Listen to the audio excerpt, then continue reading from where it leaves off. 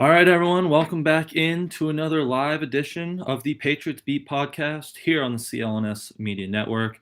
I am Brian Hines from Pat's Pulpit, joined as always by Alex Barth from 98.5 The Sports Hub. And Alex, we're going to do it again. We're going to talk some DeAndre Hopkins, and then we're going to kick it over to you guys in the chat for some Q&A. So if you want to start dropping some questions or some talking points in there now, we'll hit on those later. But we got to do it. It's the summer of DeAndre Hopkins right now. So Mike Reese had some new information over in his Sunday notes on ESPN.com with a little update on the whole Hopkins saga. And starting out, he said to this point the Titans have been more aggressive, and he didn't say if that's a better offer or exactly what that means. That's probably where I would take that, a better contract. And then he said one reason for Hopkins to wait a bit longer is to leave the possibility of another team entering the mix, which is kind of how we felt about this. The longer he waits, maybe a contending team frees up some money to throw him a better offer, or maybe a team gets into training camp and a receiver gets hurt, or a receiver isn't playing as well, and then another team gets into the mix here. So that was an update from Mike over the weekend. Yeah, it's funny. I've heard a bunch of people interpret that aggressiveness thing a bunch of different ways. How I sort of interpret it is the Titans have been in contact and saying, hey, what else can we do? What can we do? You know, this and that. And like, maybe it's not offering more money, but just like in contact with him. But I think I interpret it as the Patriots is kind of, they put their offer on the table and said, this is it. Take it or leave it. Like, this is what we're doing. And they're going to let him make his own decision. And that's kind of how they've operated in the past, for better or worse, is they'll put that offer on the table and they'll sort of leave it there. But I'm with you.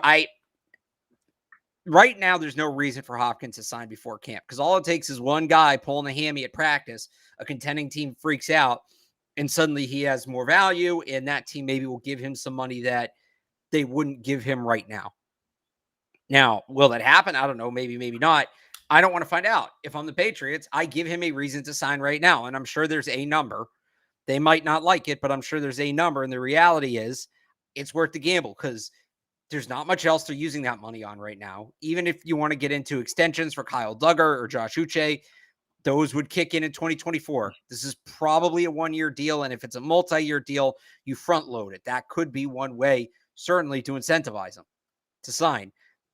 There's no other real premier free agents that are going to help you out there. I've given my thoughts on Dalvin Cook. He's a good player, but he doesn't necessarily make them a better team, not for what he would cost them. I still think they should be aggressive and go get him. Kind of was back to the whole, like, don't let him leave the building. But, exactly. we got to that part. So, like, now just see go hit that number, because it's probably out there. But Mike also got into a little of what Hopkins might be thinking of. And he said, maybe he's thinking at this point, who's going to give him the best chance to cash in on incentives and maximize his earnings? And he went with the Patriots because of how successful he was with Bill O'Brien in Houston, and that reconnection here could lead to some similar results. But like Tennessee, he might have more. That receiving depth chart is bad, right? Like, he would instantly be 1 or 2 with Treylon Burks. So Mike went here with O'Brien. I was kind of thinking, the quarterback play might not be as good, but he's going to be the number 1 receiver most likely. So where'd you kind of lean on that fence? Yeah, see, I'd argue the other way around. I think the Patriots make the most sense because he is the number 1 wide receiver in a functional offense. Forget about the quarterback play. That entire Tennessee offense is horrible. They blew up their offensive line.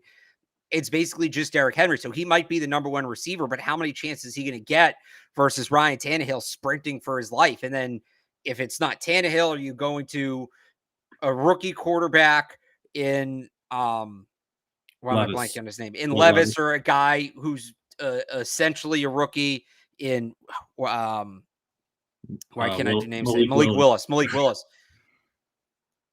Versus you're going to have Mac Jones in New England. You're going to have Mac Jones. I think the floor is much higher offensively in New England than it is in Tennessee. And I just don't know. And I know he produced last year in Arizona, and that team was a mess, but the offense wasn't the issue, or at least the downfield passing game wasn't the issue. Tennessee's scheme, their personnel, their quarterback, all of it. I just think he's going to have an easier time of it in New England. Yeah, the familiarity with Bill O'Brien would be a big one, but Yeah, I was just thinking, like, there's more mouths to feed up here. Yeah, he's gonna be the number 1, but there's gonna be more mouths to feed, but no, you make a good point there with that Tennessee offense was very bad last year, and it could get a lot worse this year after they lost some tackles, and who knows where they go at the quarterback position. Right. Yeah. It's all such an unknown. I think that's a team that's going to be in the running for the first overall pick. Honestly, I do. Yeah, that could go south pretty bad, which I don't know if Mike Vrabel has enough to. I love him as a coach, but I don't know if he has enough to salvage that situation right now. I mean, I just think they blew it when they traded AJ Brown. They Yeah. shattered that window, and yeah, they had some older players they're going to have to take care of, but that was the guy that would have pulled you through and could have helped you through maybe an express rebuild. A great guy for young quarterback to have, and Mm. I just maybe they thought Treylon Burks was the same guy. I didn't. I know Evan didn't at the time. I don't know how you felt about Yeah, it, I Brian, didn't. but yeah, that move never made sense to me. And John Robinson lost his job last year, and I think that gives Mike Vrabel some leash. And Mike Vrabel is one of the better coaches in the league. I think he should have some leash, but now it's kind of on him. And he can go to ownership and say, well, look, they gave me this crap roster, but if you're one of the top coaches in the league, right? You look at what Bill's done, what Bill did in 2020, got that team within a couple games of 500. You're expected to kind of hang around, even with the crap roster, if you're a top coach. Mm. And that Brown move didn't seem like it came from Vrabel at all. Because didn't he say like a few weeks before, like I would never coach here without him or something along those Yeah, and lines? then there was some stuff about like him sort of sending messages to John Robinson through the Yeah. media and stuff like that. So, and then Robinson's ultimately the one who gets fired, and I think Vrabel said something about that. So I forget. There were a couple of breadcrumbs there that was a breaking point. Yeah. And the fact that Robinson lost his job over it, that seemed Right. to be because it came right after AJ Brown torched them. What didn't it? Like, Which was awesome. yeah, that was great. But that's pretty much the up-to-date news with DeAndre Hopkins, other than he had some bacon in his clam chowder in Boston, which hopefully he doesn't hold that against us. But if we want to get into some questions or talking points Yeah, and people want to that, put questions in the chat. It's interesting with Hawkins though. Like this is usually the dead time of year. There's usually nothing going on. We actually have a real storyline carrying us through right now. So in that sense, it's entertaining, but it's getting a little stale. I don't know. I'm sick of the because like Mike's update. I'm not saying Mike's wrong or anything, or he was wrong for reporting what he did, but the update is there's no update. He's going to wait. Diana Rossini had a similar update. I think you're muted, Brian. I don't know if you just try to say I something. am. Oh, Can you hear me? there you go. Oh. Okay. Yeah. So update was there is no update. Diana Rossini had an update that there was no update. I want an update that's an update. I want Right? ink We're ink getting on to that point paper. with it. That's the update we want. Ink on paper, ideally. Ideally here. Yes. I think he's going to announce it on Thread. He's a guy. You're cutting in and out now. What? Say that again. You just cut in and out. I'm What'd you cutting just in and say? out now. Wonderful. Oh yeah, my Wi-Fi's been weird. All right. I was saying, I think if Hopkins signs, I think he'll if he's the one who like puts it out there, I think he'll put it out over Threads, not over Twitter. He's been active on the He seems threads. like a big. He seems like a big Threads guy. He's been on there. Active. He's been on there. So, all right. If you guys want to put your questions in the chat or comments, we'll get to them. We got time here. We're going to roll through. We'll get a quick little something minute in at the end. I'm not even sure how to qualify it, but there's one person saying, I hope D-Hop stays away from the Pats. We have plenty for Mac to succeed if he's a decent QB. Can never have enough. Yeah. You can never have enough. I don't think that you're passing on DeAndre Hopkins for an unproven Tyquan Thornton or guys who've been banged up in Devontae Parker and Juju Smith-Schuster. I'm not on this train. Yep. You need all the talent you can get, and especially now you've already seen like Juju and Taekwon were out immediately in the spring. Like you need some talented bodies there, and he still has plenty of left in the tank to be that guy. Yeah. Here's somebody talking about, we mentioned that Mike Reeves report that Tennessee's been more aggressive. And this person points out, if the Titans offer was much more aggressive, D-Hop would be a Titan right now, which is kind of what I was saying. I didn't take that to mean financially.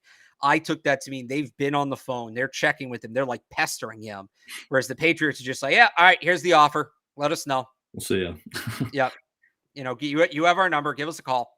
So, and I don't I know some people are going to hear that and think like, oh, it's the Patriots being passive and cheap, and that's annoying. I don't know. Maybe Hopkins told the teams when he left, like, hey, leave me alone. I'm going to figure this out. I'll let you know if I have questions. We all know people like that, right? There's some people that if you want to make plans with them, you got to stay on top of them and pester them. And there's some people that if you bug them too much about it, then they get annoyed. So who knows which is better? Who knows which is better in this case? Only Hopkins knows. What else do we got? Keep going. Stats predictions for offense and defense. So I guess let's where's the offense defense rank? So they were offense, what did we say, 6 with McDaniels points in Mac's rookie year? 6 with McDaniels, and then they were, I think it was, and then I think they were 24th last year scoring on defense. Yeah. I think it's got to be top 12 at least. Like I'm like in that 8 to 12 range. That's where I would go on the points prediction on offense. I'm about there. Like they should be top 10. Like they have no excuse to not be top 10 based on what we saw in 2021 and the personnel they have. Now, this is a team that hasn't done well with margin for error, and they made a lot of stupid plays in the post Brady era, and that could certainly cost them again offensively. They should be top 10, but if they end up in that 12-13 range, that's not unrealistic. But if they get there, it's because they did it to themselves. It's not because they weren't talented enough or they didn't have the coaching. That's one of the things I want to see. They're just on the boneheaded plays. Like I want to see them like make those winning plays to win games. Like how many times over this last really 2-3 years, maybe even that last year with Brady, like they just shot themselves in the foot way too much. They really need to cut back on that. That gets them some wins on the board.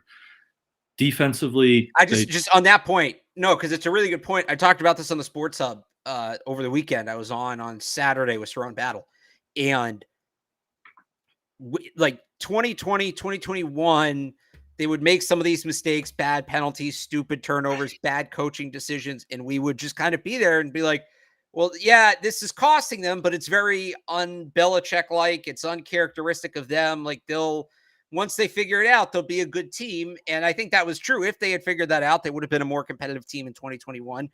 And even early last year, I think we were still saying that. And then you got to a point where this isn't uncharacteristic. This isn't un-Belichickian anymore.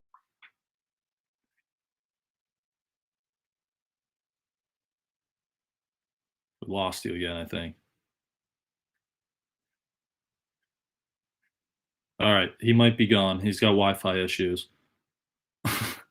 But as what he was saying was that's just what they were. That to a point. That's just what they've been for the last 3 years. So they got to cut back on those. But over to defensively, top 5 in scoring. That's where I'd go.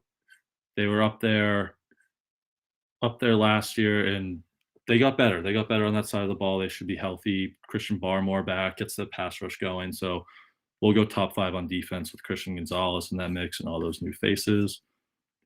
We lost him completely. All right, he should be back. We can keep firing through these questions. If you guys want to keep dropping them in the chat, we'll survive till Alex gets back here. We got, I can't even pull them up, but we got Jay Smooth. Any surprising predictions for the coaching staff before it gets released? Maybe an assistant QBRB coach build the death back up on the staff.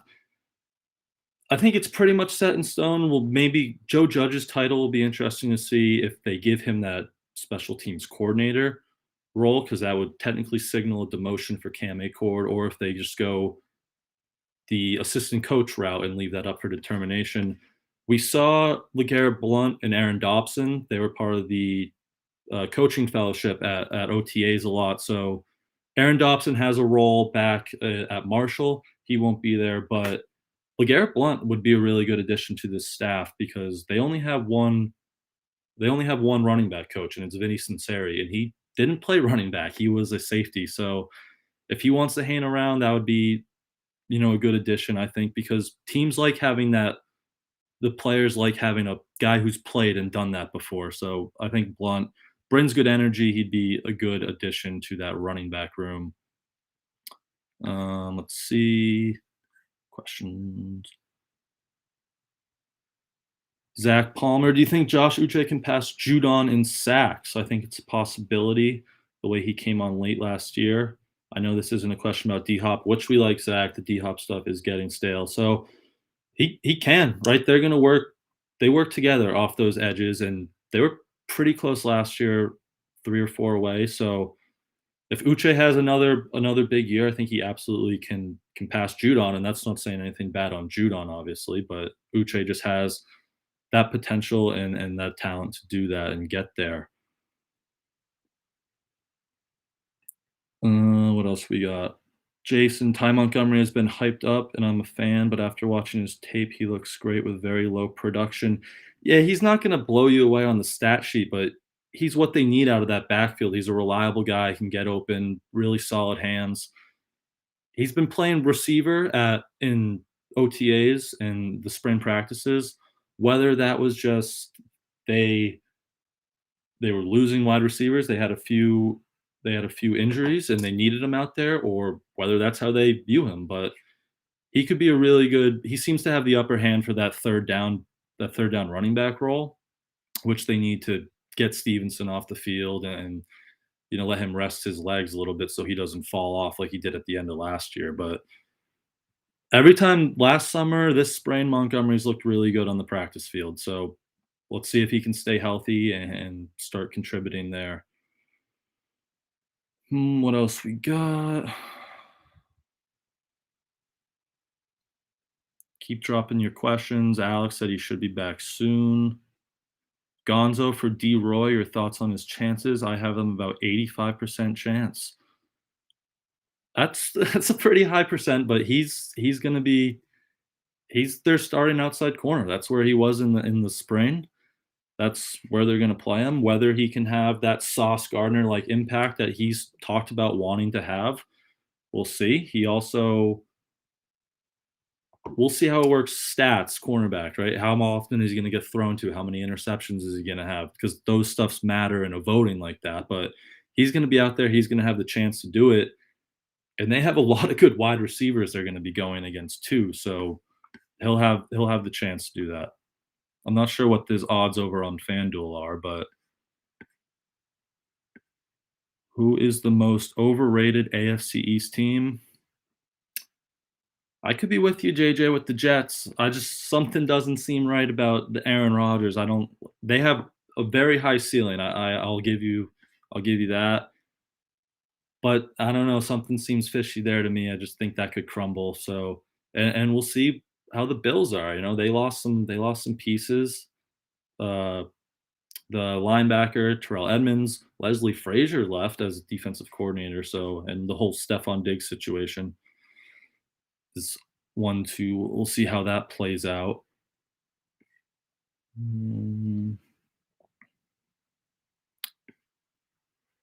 Keep dropping the questions. We're going to try to get to as many as possible here. Hopefully Kevin Harris is that guy. He could be, or the spellback, right? He's not going to be your starter over Ramondre Stevenson here, but he's that early down option. He could be. He's built like a Mack truck, even though he kind of slimmed down, it looked, during OTAs in the spring. And Alex back with us? Yeah, I'm back. I was driving the bus. All right, we were holding down the fort. Even though I can't brain up the questions, which made but we were doing good. We were just talking, is Kevin Harris that guy to back up Ramondre Stevenson? Is Kevin Harris? So I'm on some of my pre-training camp stuff right now, and I think that's a big question: is how does it shake out? I can pull this one down here. How does it shake out between those three guys, Harris, Montgomery, and Strong, for that backup running back role? What's tough is the first question you need to answer is, what is Ramondre Stevenson's role going to be? Is he going to be back? Is he going to be the passing down back? Because if Ramondre is the passing down back, then yeah, I think Kevin Harris is that guy. if Ramondre is the early down back, I don't think Kevin Harris is in the passing down back role. I don't think that's a great fit for him, right? So you have to sort of answer that question first. And then you get to, okay, once we know what Stevenson is doing, how do things fill in behind him? I think Harris is the logical second early down back. But the question is, like, how is Ramondre's role going to be divvied up? Yep. Yeah, I was with you. Early down, in between the tackles, runner, right? And then we were talking about Ty Montgomery when you first kind of cut out. He's been working with receivers. He is a running back on the roster. Maybe it's just because they were losing all these receivers, so they put him out there. But he kind of seems like that early favorite to be the third down receiving back, to also give Ramondre kind of a break on third down at times. Yeah, I would agree with that. Mm-hmm. All right, what else do we got here now that I'm back? What else do we got? How do you feel about the early rookie of the year odds? Will Anderson is the favorite, Christian Gonzalez plus 950. So I just said, like, Gonzalez will have all the opportunity to do it, right? Because he's going to be out there from day one. It's just, can he put enough stats on the board as a cornerback? Because, that's the biggest challenge. Right. He's getting thrown the ball, but he's going to have a really good list of receivers to go against. He's going to be out there from day one. So he'll have a chance. It's just, if a guy like Will Anderson goes out there and puts up double-digit sacks, that's going to be tough to beat. Yeah, it's like I say, he can't just be better than Anderson, because by default, these awards generally go to edge rushers, even with, like, extrapolated out to defensive player of the year. So Gonzalez has to be, like, so much better than Anderson. I think positionally it doesn't favor him here. Yeah, it's an uphill battle from the cornerback spot. There was a really good question when I logged back in, and then my thing kind of just jogged about. Here it is. Did Bill grossly overestimate his talent at tackle going into this coming season? I wouldn't, like, if you want to use the word overestimate, I wouldn't say you're wrong. I think how do I want to phrase this? I think the thought process was, we're paying our offensive line coach a lot of money. If we bring in enough 50-50 guys, we'll ultimately save money. And I think I like me talking as Bill, think there's a chance that one of those guys pans out. I don't think it's overestimating the talent he has in tackle. I think it's putting a lot of faith, if you want to call it too much faith, you can do that, in Adrian Clem to get 2 starting tackles worth of a season out of this group. I don't think that they're under the impression that, like, oh yeah, we have a bunch of studs at tackle. I don't think that's how they approach it. I think they viewed it as, we can inject this position with some energy, with a coaching change, rather than overhauling the personnel. If we change the coach, we don't need to go overboard in terms of personnel to still be able to get functional play out of the position. Now, I don't think that strategy is ultimately going to pan out, but I think that's what they're thinking. I don't think they're going into this under the idea that Calvin Anderson is like this stud tackle, or Riley Reef or Connor McDermott or these people. I think they're going it into it with the idea that they'll get just enough. Dream Clem is that good. And you could throw Bill O'Brien in that bucket too, right? Like, designing a quick hitting offense. Yeah, and you can throw Bill O'Brien in. Yeah, sure. Same kind of thing there. So that's, I don't know, Brian, maybe you feel differently, but that's why I struggle to use the word overestimate, because I don't think they think these tackles are that great. Look, when it comes to, actually, even McDermott was a free agent. McDermott, Anderson, Reef, if they really thought those guys were that good, they would have paid them accordingly, right? They didn't pay any of these guys exorbitantly. Now, Reef did get like low-end starter money, which that's probably what he is. I don't think that they're under the illusion that these guys are studs. Yeah. I think that they believe they can coach them up to the point where they're good enough. Yep, I agree. So if there's an overestimation, so at the same time, people say, oh, so then he's overestimating the coaching staff. I don't want to do that to Adrian Clem, because I think Adrian Clem's a good coach. I just think this is where I worry. I think they've undone a lot of the issues from last year. This is one where I look at it and I say, last year, one of, if not the biggest overarching issue was simply, whether it was players, coaches, asking more than you realistically were going to get out of key individuals. And if there is one spot that has carried over into 2023, it's what it looks like they're going to ask Adrian Clem to do. Because if a position fails, I'm not going to sit here and say Adrian Clem's a failure as a coach. I'm going to sit here and say there was too much put on his plate. It was an unrealistic ask to begin with. Yep. Pretty much at the end of last year, right? It was offensive tackle is the biggest issue. I know you were big on like the sign one, draft one, and Soto, baby. They really didn't do either. And I'm not saying I'd give up Christian Gonzalez right now for Broderick Jones, but it's still the biggest issue on this team. And I still go back to I'd give up the chance to sign Hopkins for having signed McGlinchey or Taylor or any one of those tackles. Yeah. Because you don't have that issue right now. Exactly. Let's get a quick word in from FanDuel, and then we'll get back to the questions. So keep those questions coming in the chat.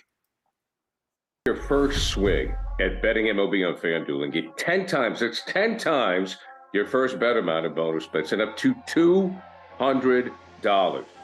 Just bet $20 and you'll land $200 in bonus bets, win or lose. That's $200 you can spend betting everything from the money line to the over-under to who you think is going to be, hitting the first home run. All in the app that's safe, secure, it's super easy to use. Plus, when you win, you get paid instantly. There's no better place to bet on MLB than FanDuel, America's #1 sportsbook. So sign up today and visit FanDuel.com/Boston and get up to $200 in bonus bets. That's FanDuel.com/Boston. FanDuel, official partner of Major League Baseball. Who's your derby pick tonight? So I wanted to do that at the end of the show. Okay, we can get there. We can do that now. We can do that now.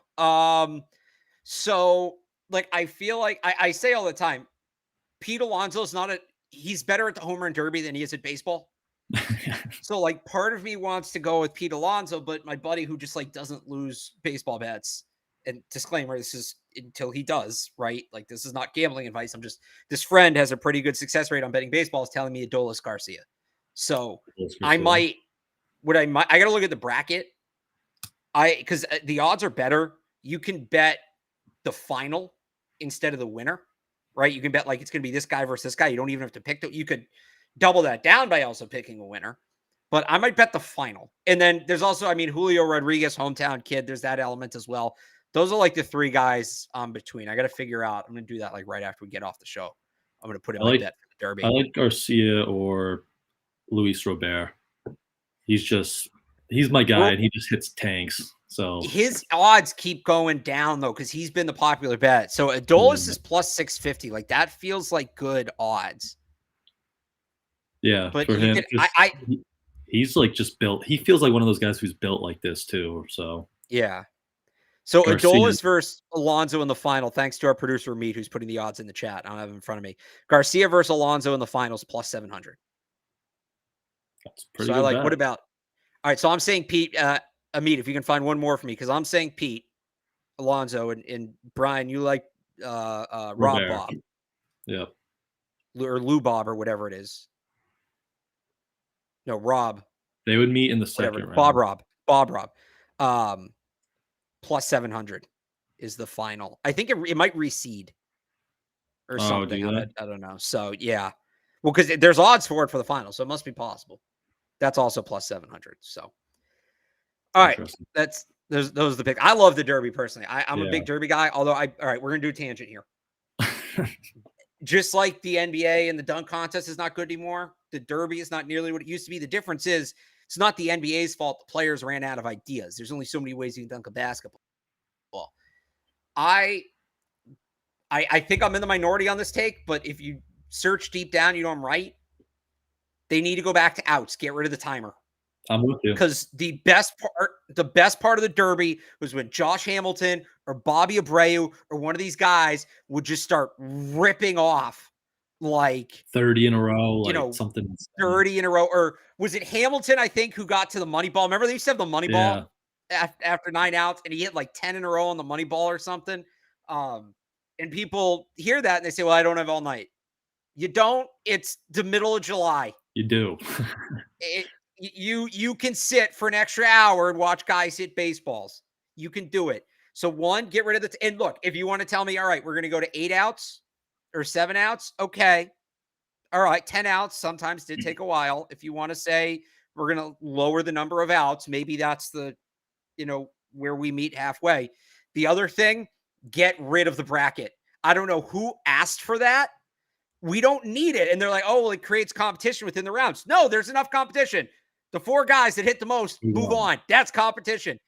Was it last year, 2 years ago? Who I don't remember who the player was, hit the second most home runs of anybody in the first round. He didn't advance, and it was a fun player. Might have been Ohtani, honestly. But I give me back like 1998 to 2005, 2006. Those are the derbies. Actually, to 2009, because Hamilton was 09 last year at Yankee Stadium. The Josh Hamilton one. Those best one. Or Josh Hamilton. Yeah. Those were just when you would see that guy getting that groove, you're like, oh, hang on, he's gonna do something. Yeah. Well, you can't do that now. The clock just runs out. And I know you got the buzzer beater from Todd Frazier a couple of years ago to win it. That was a fun moment. Cool. You had your iconic moment with the clock. Give me back outs. I want outs back in the home run derby. Doesn't have to be 10. I think 7's a good number. 5's not enough. 5 is not enough. I think 7's a good number. We can compromise on that. But I want outs back, and you can take your bracket and go lick the bottom of a boat. 8 to 4 to 2 to 1. That is what it should be. I'm with you. I love the outs. I love watching guys get hot like that. The timer, there always feels like there's some controversy too, whether a guy throws it after one a year, and then the whole bracket, oh yeah, like some guys will always going to get screwed on the bracket. So like perfect, like back the dates you said, that was perfect home run derby, but I still love it, but wasn't what it used to be. It's still fun. Yeah, it's still fun. Actually, they went to the timer way more recently than I realized, because the record for the most in a round is Vlad Guerrero hit 40 in 2019, and Jock Peterson hit 39 in 2019. Was he the one who got screwed then? Maybe, yeah. Yeah, there might have been a bracket that year, but I don't know. I like the old home run derby. Like obviously 99 derby's a classic. I remember 06 Ryan Howard and David Wright going down to the wire. Bobby Abreu was right around there the year he had 24 in the first round. And then, we talked about it. 2000, what year was Hamilton again? 08, I believe. He hit, 08, he hit like hang a on, 500. It's gonna bug hit me. like a 500 footer, and yeah, he had 28 in the first round, and then he lost in the finals to Justin Morneau, even though for the night Morneau hit 22 home runs, Hamilton hit 35. Yeah. Because it used to, so the one thing I didn't like, and then we'll get back to football, I promise. It was whoever hit the most, and the 4 guys that hit the most in the first round went to the second round. And then to go from the second round to the finals, it was the aggregate of the first and second round. So if you hit like 30 in the first round, you could essentially take the second round off. Should have gone round by round. Yeah. That was the one tweak I would make. And it was so guys didn't get too tired or whatever, but I get nostalgic about the home run derby. All right, let's get back to football. Do we think Demario Douglas can be a starter this year? Also, do we think Tyquan Thornton can have a breakout year, call it 800 yards? Douglas, probably not a starter right away. Like the slot is Juju's role as long as he's healthy. And then even if he gets hurt, I'd probably put like Bourne above him in that role. Yeah. Or even Ty Montgomery. But I think Douglas, if he makes a team, that Marcus Jones role we've talked about before is perfect for him. That gadget, jitterbug slot guy. You can leave Marcus Jones on offense or on defense, and still have that package in there. So I think that's perfect for Douglas's spot if he makes the roster. I'm with you 100%. I think he'll make the roster for that reason. That was a very efficient offensive package. That was a very effective offensive package. And there's concepts, and people say, oh, they're rewriting the offense. There are concepts in there that Bill O'Brien would like to run. That was actually the closest thing to a functioning offense the Patriots ran for the most part last year. So I think Douglas makes the team in the Marcus Jones spot. And it's not going to be super involved. We're talking like 20 snaps a game. So I don't think starter, but I think he'll be involved. I think he'll have a role. As for Thornton, I've talked about it. It's him or Bourne. Whoever wins that Z spot, you're going to be counting on for a big year. Yep. And you need one of those guys, right? They're your speed, your separators. So one of those guys has got to step up here, and we'll see about 800 yards or exactly what the number is, but one of those guys can have a big year, and we'll see who it is there. All right, how about this one? Should the Patriots get Josh Jacobs if he doesn't sign with the Raiders? No, stop trying to spend money on running backs like Dalvin Cook. That's not where he's going to want big money. You're not going to get Josh Jacobs for cheap. If they're going to pay it back, it's Ramondre at this point, right? Like, that's where that's going to go. Right, exactly. Because he'll be up for an extension next year. So, yep. All right. Why do I hate Jimmy Garoppolo so much? I don't. You guys just overrate him, and you don't like hearing the truth. Jimmy Garoppolo's win-loss record is the most misleading statistic in sports right now, maybe all time. He's not available. You need a reliable quarterback. He can't stay on the field. And when he is on the field, he regularly turns the ball over. So he's not reliable in the sense that he doesn't always play. And he's not reliable when he does in the sense that he turns the ball over a lot. He was drafted, instantly anointed Tom Brady's replacement for sort of tearing it up at the FCS level. He wasn't like that dominant. And he has done nothing since then to justify the pick. And yet people around here drool all over him. Anytime Mac Jones throws one incompletion and there's a crowd of people that want to see the Patriots somehow get Jimmy Garoppolo back, getting him back does nothing. Bringing him back does nothing. It adds nothing. Jacoby Brissett is a better quarterback than Jimmy Garoppolo is. It's not that I hate him. Everything I'm saying is facts. This is all backed up by numbers. He started 56% of the games he was supposed to start in his NFL career. Between interceptions and fumbles, he's nearly at a turnover per game for his career. This is not hate. These are facts. But you guys don't want to hear it because 10 years ago, you had to wrap your brain around this being the next guy to Brady without even seeing him take a snap, and you've never let go of that. Guess what? It's been 10 years. Brady outlasted him. They've brought in multiple quarterbacks since. He has proved he struggles at the NFL level. You can let go of that thought. You're totally allowed to let go of that thought. If you want to blindly embrace the next guy, it's so funny how much of the Jimmy Garoppolo people hate Mac Jones. If you want to blindly embrace the next guy, the actual next guy's here. He's on the team right now. Do it. Jimmy was never the next guy, whether he was drafted to be or not. He was never going to be the next guy. That has since been proven in his actions on the field and his inability to stay on the field. It's not hate. It's just facts, but that's why. I agree. I don't hate Jimmy like some of his former teammates might do, but and that too, yeah. Honestly, his teammates have said it. Martellus Bennett, you can't win with a bitch as your quarterback. Didn't Edelman? So it's not me. Didn't Edelman say something too? Edelman, I don't remember exactly what he said, but you're right. He did say something. He hinted at it or something. Like, yeah. But Devin and Jason McCourty laughed along from Martellus Bennett. These are leaders in the Patriots locker room. This isn't me hating Jimmy Garoppolo. This is just me telling you what's been put out there about him and what he's done with his opportunity. If you think that comes across as hate, maybe you need to reevaluate the way you view Jimmy Garoppolo as a quarterback. If me simply stating what he's done and what his teammates have said about him come across as hate, then I don't know. Maybe there's something else going on there. Yep. I agree. I don't hate him, just hate all the love he gets because it's a bit much at times. Somebody put this in the chat in the reply. I don't want to make this the Jimmy Garoppolo show, but somebody put this in the replies last week. So I had said, it was like 2 weeks ago, I had said, yeah. And then Parker gets the extension. If I had known Parker was getting the extension, would not have said he was the odd man out. Yeah, what Alex. My internet's cutting out again. Yeah, you are cutting out again. Yeah, you're back. Oh, you can't talk bad about you. Am I cutting out again here? No, I'm back. Okay, I think you're good now. Yeah, where was I? Oh, yeah. So somebody's like, oh, well, Devontae Parker got an extension, so that makes Alex's whole Jimmy G take irrelevant. It shows how wrong he was about Jimmy Garoppolo. Not sure how those two are related. But all right, I want to move on. I want to move on. Does Boutte make the practice squad if he gets cut? It's a good question. Do you think he'd make it there? Well, it depends how much he plays, right? Because right now, he missed a lot of time in the spring. He still looks like he's dealing with that ankle injury or another injury.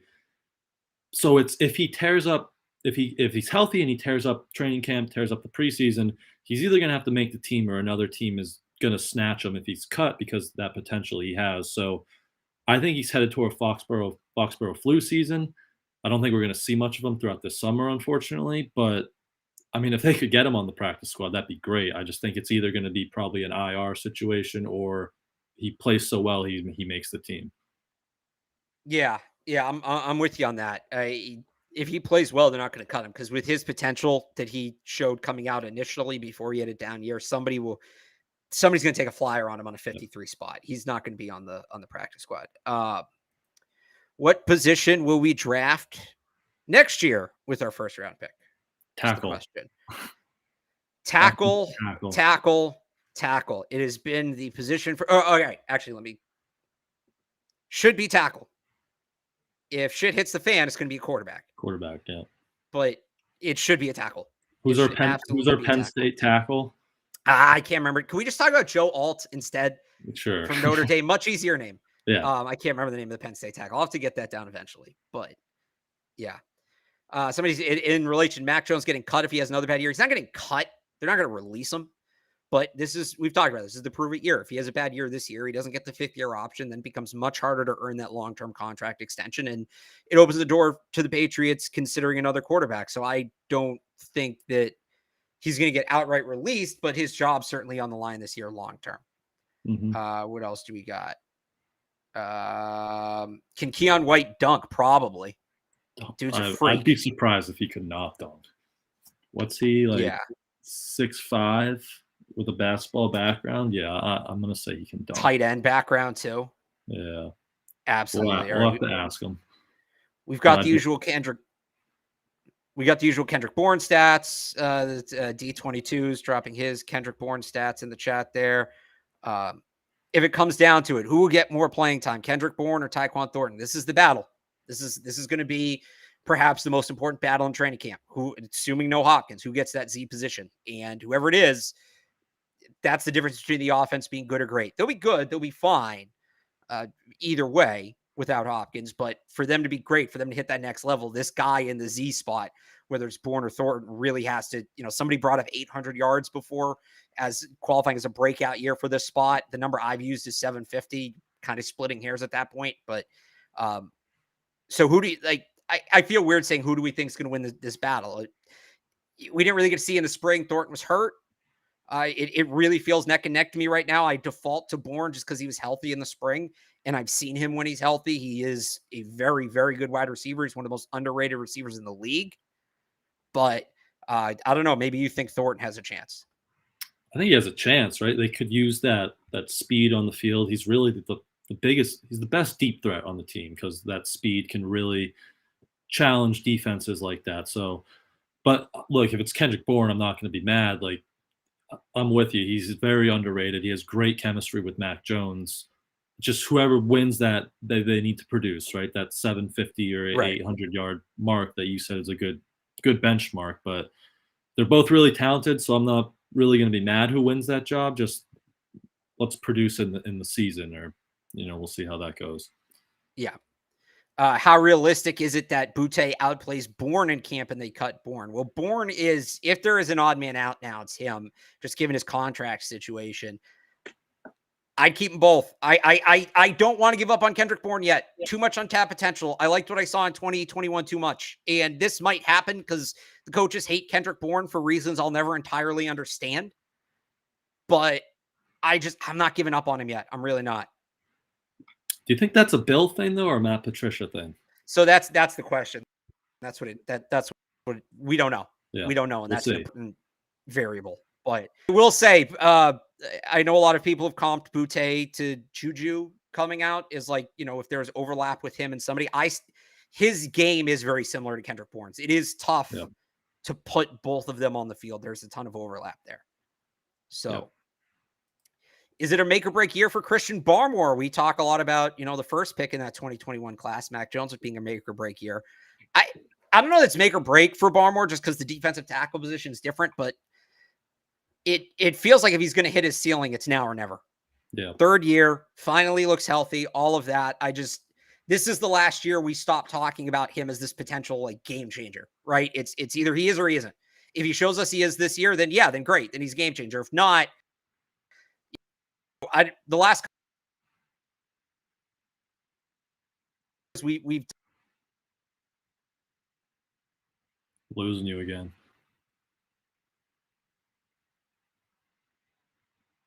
We'll see if he's gone again this time, but I think what he was getting at was it's either he's that game-changing talent this year or he's another just solid defensive tackle. They're not going to cut him. They'll still have him under contract. They're not going to trade him probably, but he's a star or he's just another one of these guys. So it's not like Mac Jones where it's really make or break he's the guy or not, but you'd still like to see him kind of pop out this year. Right. Am I back? Yeah, looks like it. All right. It's telling me I need to log in. I don't know what the heck's going on. Am I back? Yeah. Okay. All right. My internet's just not being great today. So there were a bunch of good questions in the chat. I wish we could have gotten more, but I think maybe the call is to wrap it up here. Wrap it up. Yeah. Yep. All right, we'll wrap it up. I'm about to drop out again. So hey, we'll do more questions. I mean, this time of year we do Q&A every show. Bring the questions on Thursday because there were a lot of good questions I wanted to get to. Yep. Bring them back in the chat. There were some good ones. But we'll be back sometime this week. Patriots Press Pass notifications, turn them on so you know when we're going live. Subscribe to the YouTube channel. You can follow Alex on Twitter at RealAlexBarth and on Threads. Go read his work at 985thesportshub.com. You can follow me on Twitter at I am Brian Hines and go read all my stuff over on patspulpit.com. Thank you guys for listening and bringing the questions, and we will see you guys next time.